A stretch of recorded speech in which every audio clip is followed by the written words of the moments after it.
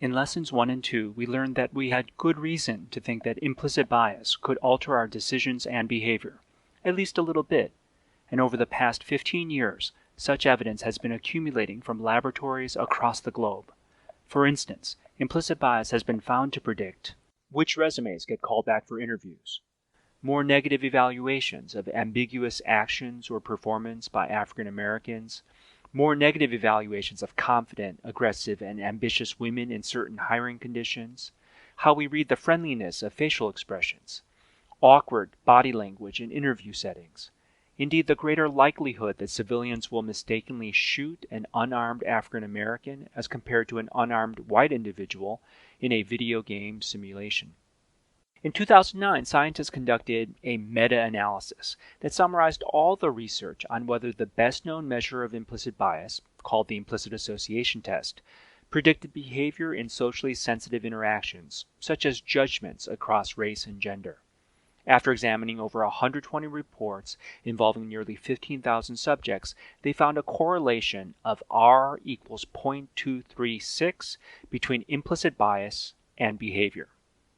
Notably, implicit bias was a better predictor of discriminatory behavior than measures of explicit bias.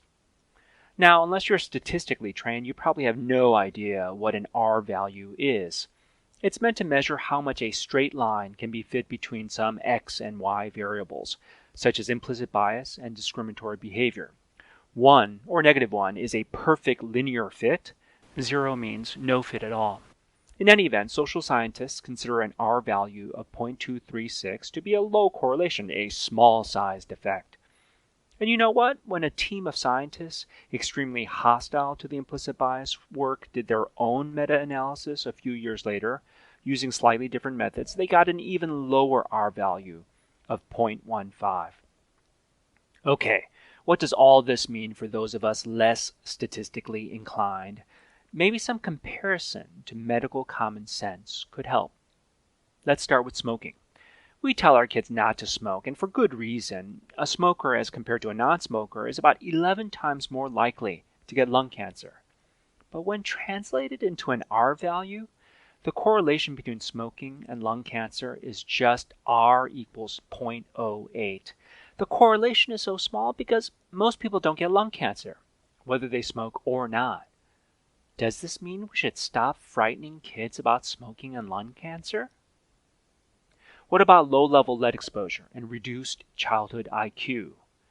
The correlation is just R equals 0.12, which is lower than the correlation found by the research team hostile to this branch of science.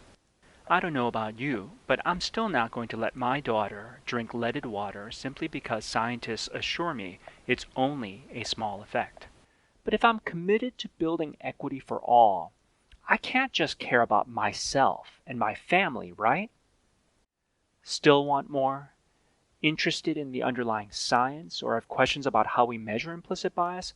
All that and more in Lesson 4, Explicit versus Implicit Bias.